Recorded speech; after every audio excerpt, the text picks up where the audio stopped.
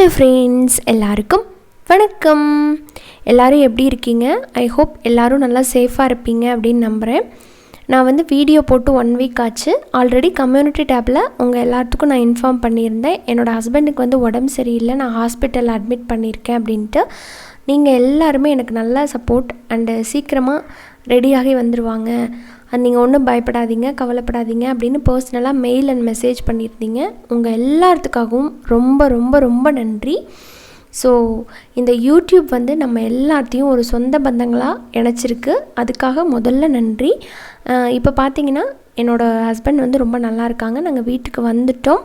So இது already எடுத்து வச்ச வீடியோ தான், இன்றைக்கி எடிட் பண்ணி போடலாம் அப்படின்ட்டு உட்காந்துருக்கேன். ஒரு 10லேருந்து 15 நிமிஷத்துக்குள்ளே செய்கிற மாதிரி அருமையாக ஹோட்டல் ஸ்டைலில் ஒரு வெஜிடபிள் புலாவ், அதுவும் ஒயிட் வெஜ் புலாவ் வந்து நம்ம செய்ய போகிறோம். இதில் பெருசாக மசாலாலாம் நம்ம எதுவுமே சேர்க்க போகிறது இல்லைங்க. ரொம்ப கம்மியான இன்க்ரீடியன்ட்ஸ் வச்சு செய்ய போகிறோம். பட் டேஸ்ட் வந்து சூப்பராக இருக்கும். இந்த புலாவ் பண்ணுறதுக்கு முதல்ல வந்து ஆயில் போட்டுக்கலாம். 2லேருந்து 3 ஸ்பூன் அளவுக்கு ஆயில் போட்டுக்கோங்க.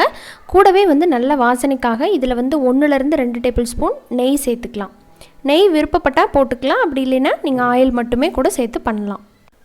எண்ணெய் சூடானதுக்கப்புறம் ஹோல் கரம் மசாலா சேர்த்துக்க போகிறோம். ஹோல் கரம் மசாலா ஒன்றும் இல்லைங்க, ஒரு பிரியாணி இலை, அப்புறமா ஒரு 1/2 டீஸ்பூன் அளவுக்கு சாகி ஜீரான்னு சொல்லுவாங்க இல்லைங்களா, பிரியாணிக்கெல்லாம் போடுவாங்கள்ல, நல்ல வாசமாக இருக்கும் இது. உங்கள்கிட்ட அது இல்லைன்னா சீரகம் நீங்கள் வந்து 1/2 டீஸ்பூன் சேர்த்துக்கோங்க. அடுத்ததாக பார்த்திங்கன்னா 2 ஏலக்காய், கொஞ்சம் போல் கல்பாசி, கூடவே வந்து 2 கிராம்பு, அப்புறம் இந்த அளவுக்கு பட்டை, 1 இன்ச் அளவுக்கு நான் வந்து பட்டை எடுத்திருக்கேன். இது எல்லாத்தையுமே எண்ணெயில் சேர்த்து நம்ம தாளிச்சிட போகிறோம். இது மட்டும்தான் நம்ம சேர்க்க போகிறோம். வேறு வந்து கரம் மசாலா பொடியெல்லாம் நம்ம சேர்க்க போகிறதில்ல. இதுவே வந்து இந்த ரைஸுக்கு நல்ல வாசனையும் டேஸ்ட்டும் கொடுக்கும். இதை வந்து 1 நிமிஷம் போல் நல்லா இந்த எண்ணெயில் வதக்கிக்கோங்க.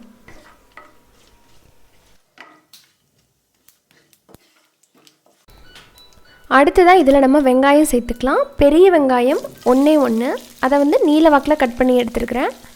இது வந்து கொஞ்சம் சாஃப்டாக வதங்குற வரைக்கும் மட்டும் வதக்கிக்கிட்டால் போதும். நம்ம பிரியாணிக்கெல்லாம் பார்த்திங்கன்னா பொன்னிறமாக வதக்குவோம், அந்த மாதிரிலாம் இதுக்கு வதக்க தேவையில்லை. அப்படியே வதக்கிட்டு இருக்கும்போது இதெல்லாம் அப்படியே பிரிய ஆரம்பிக்கும். அந்த வெங்காயத்தில் தனித்தனியாக வர ஆரம்பிச்சிடும். அந்த மாதிரி வர்ற பக்குவத்துக்கு மட்டும் நீங்கள் வதக்கிக்கோங்க.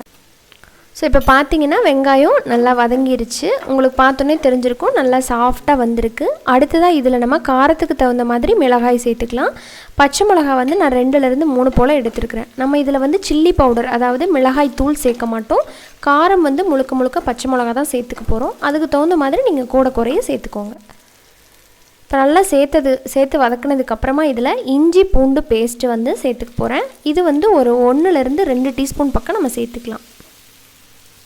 சேர்த்துட்டு இதோட பச்சை வாசம் போகிற அளவுக்கு நல்லா ஒரு மீடியம் ஃப்ளேமில் வச்சு வதக்கிக்கோங்க. இப்போ நல்லா வதங்கிடுச்சு. அடுத்ததாக பார்த்திங்கன்னா தக்காளி 1 சேர்த்துக்கிறேன். அதை வந்து கொஞ்சம் பொடி பொடியாக நறுக்கி போட்டிருக்கிறேன். இப்போ தக்காளி ஓரளவுக்கு மசிஞ்சதும் அடுத்த நம்ம இதில் காய்கறிகள்லாம் சேர்த்துக்கலாம். நான் இன்றைக்கி வந்து உருளைக்கிழங்கு எடுத்துருக்கிறேன். ஒரே ஒரு உருளைக்கிழங்கை தோல் சீவி அப்படியே கட் பண்ணி போட்டிருக்கிறேன் பச்சையாக.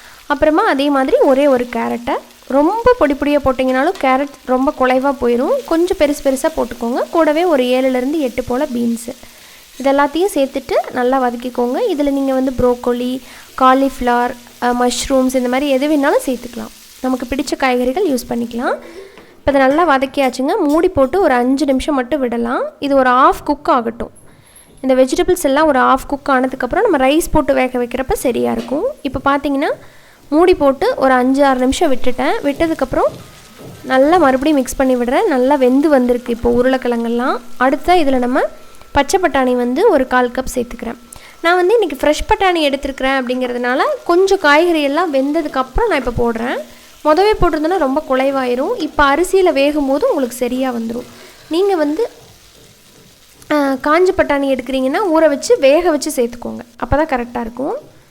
அடுத்ததாக பார்த்திங்கன்னா இதில் அரிசி சேர்த்துக்கலாம். 1 கப் வந்து பாஸ்மதி ரைஸை கரெக்டாக 20 நிமிஷம் மட்டும் ஊற வச்சு எடுத்திருக்கேன்.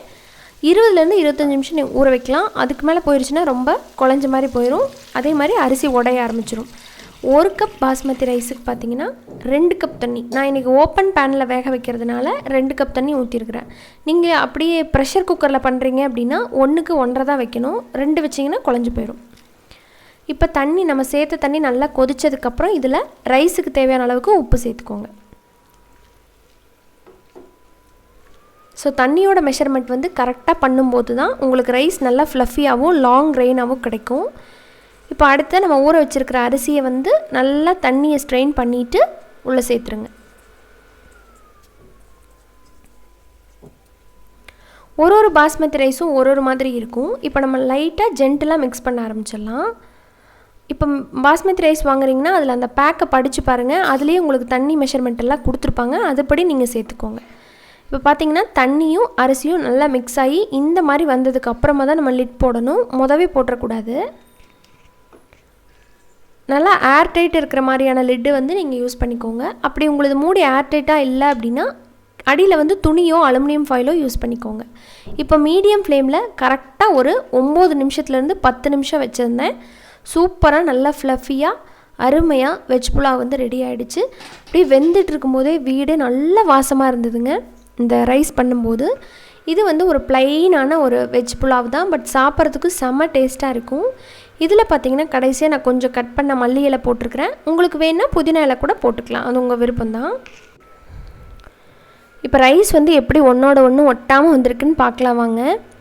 பாருங்களேன் எவ்வளோ ஃப்ளஃபியாக வந்திருக்குன்னு. கொஞ்சம் கூட அடிப்பிடிக்காமல் நம்ம ஈஸியாக ஃப்ரை பேன்லேயே பண்ணிட்டோம்.